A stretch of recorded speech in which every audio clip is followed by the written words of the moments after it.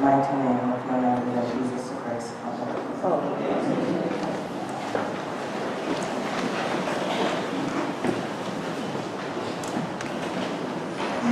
For almost 2 years, we have been following the American election and candidates running for the U.S. presidency.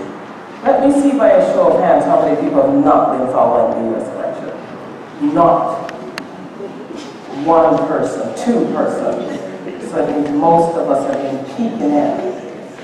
And many of us watched the Republican National Convention and the Democratic National Convention ended on Thursday.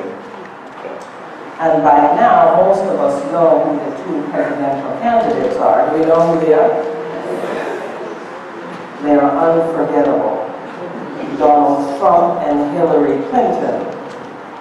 Now, regardless of what side you're on, because people in my role is not supposed to take sides or promote any side, I think we can all agree that the conventions were the best political theater ever. I'm pretty sure that before the end of the year, there will be a new reality TV show called Who Wants to Be President? I am betting on that. The purpose of these conventions is to showcase, the presidential candidates, their background, their credential, their experience, and most important, their campaign platform. We know the platform of Mr. Trump. Everybody know the platform of Mr. Trump? I will make America great again. And we know Hillary's platform. I think she just pulled one together at the convention. Stronger together, love Trump's hate. And after almost 2 years of campaigning, the two conventions are on the final days before the November election. They will now have to hit the streets, crisscross the country, and sell their platform to the people to attract followers who will translate into voters come November. And voters will get the choice for one for president. Can't be two. Yes, I am with her, or yes, I want you, Mr. Trump, to make America great again on my behalf. It's two choices. Millions are attracted to both candidates. Millions are attracted to Mr. Trump, his movement of strength and fear. Strong enough to make America great again. And he's added a little bit fear so that you really believe that he's the only one who can do it. Versus Hillary Clinton's, I would say, kinder, gentler, a more hopeful movement. And us in Canada get to sit and just wait to see how it all rolls out come November.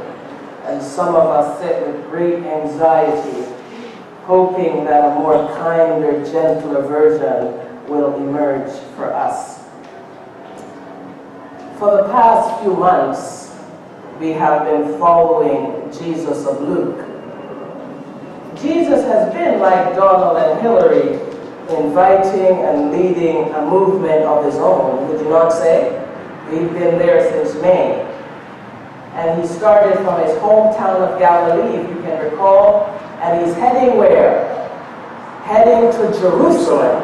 And we found that out in chapter 9, when the text says he turned his face to Jerusalem and he's heading south. Jesus is on the move with his movement, and he's traveled I think the distance between Galilee and Jerusalem is about 140 kilometers by foot. And as you can recall, that the journey is no picnic. It was very harsh and dangerous terrain where one could easily fall victim and prey to bandits and robbers like the unfortunate unknown person who was helped by the Good Samaritan. And along the way, Jesus has been promoting his platform for his movement. And I would say, based on where we have been, and I think we can all agree that the Jesus movement, the platform would be love, equality, inclusion, mercy, wholeness, liberation, justice for all, and most important, for free. This has been Jesus' platform. Luke has showed us the values and the platform of the Jesus movement that was expressed in his words and in the deeds in the chapters that we have been reading over the past few months.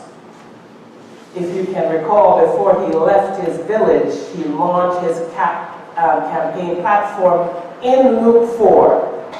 Anybody remember that? The Spirit of the Lord is upon me because he has anointed me to bring good news to the poor. He has sent me to proclaim release to captives and recovery of sight to the blind, to let the oppressed go free, and to proclaim the year of the Lord's favor. Amen. That was Jesus' campaign platform that he launched in chapter 4. In chapter 6 of Luke, where we have been, his platform ramps up. He said, love your enemies, do good to those who hate you, bless those who what? Curse you. Yes. And then it goes even further, ramped it up even more. Do not judge, and you will not be judged. Do not condemn, and you will not be condemned. Forgive, and you will be forgiven. Give, and it will be given to you. A good measure, pressed down, shaken together, running over, will be put into your lap. Amen. That was part of the platform. By Luke 7, we started to see how these words took shape in concrete actions for all to see and respond and to say, I'm voting for this guy. We saw how Jesus reached behind enemy line and healed the servant of the centurion. Yes. That's the enemy. He's healing, straightening the hand of the enemy. And we saw love of enemy expressed. Check. We saw Jesus turn a funeral procession into a celebration of new life when a dead boy is raised to life and a grieving mother gets her baby back. Amen. Love expressed, compassion expressed. And then we saw further on a sinful woman, remember her?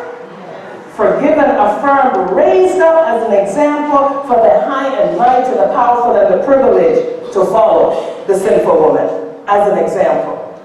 Mercy, love of the excluded expressed. Check. And then we met Legion. Remember him? Legion, the demon-possessed, nobody, dirty, stinking man living in chains in a graveyard.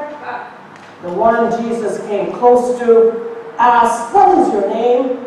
Touched him, restored him, gave him the gift of a sound mind and a vibrant faith. Wholeness expressed. Amen. And then we met a Samaritan. Remember him, the enemy, the outcast? Remember, the Jewish people were not supposed to talk to him, associate with him. They were dirty, they were bad people. But this Samaritan showed us who to love and how to love. Who to love? Anyone in need, including your enemies. Love the way you want to be loved. Love without partiality, distinction, discrimination. And so we see in this one story, love, mercy, wholeness, inclusion expressed. As a result of these actions, many signed up. Many said, yes, I want to be a part of this movement. I want to follow this Jesus to experience all the goodness that he's offered.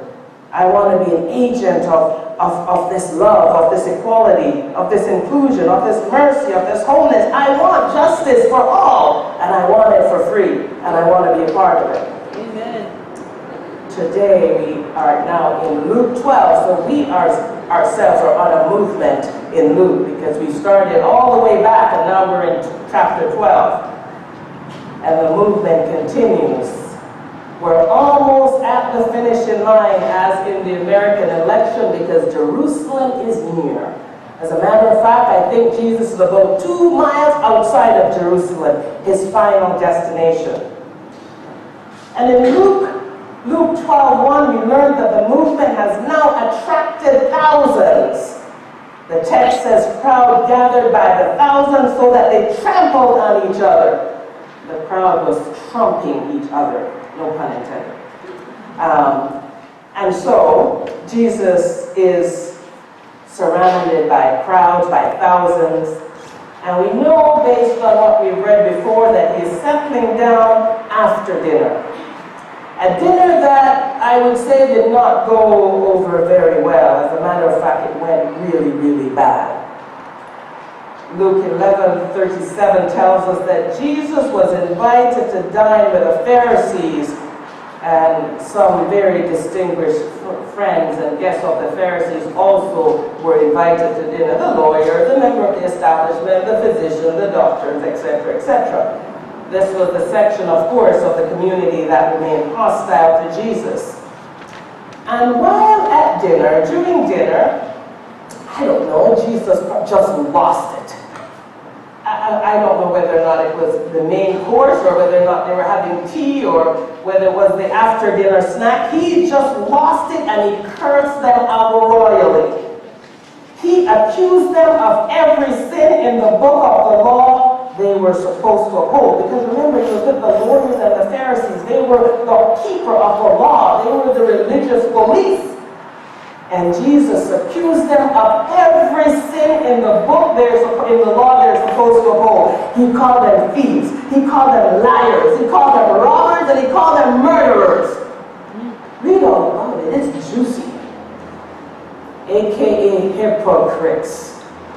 He said, "You hypocrites."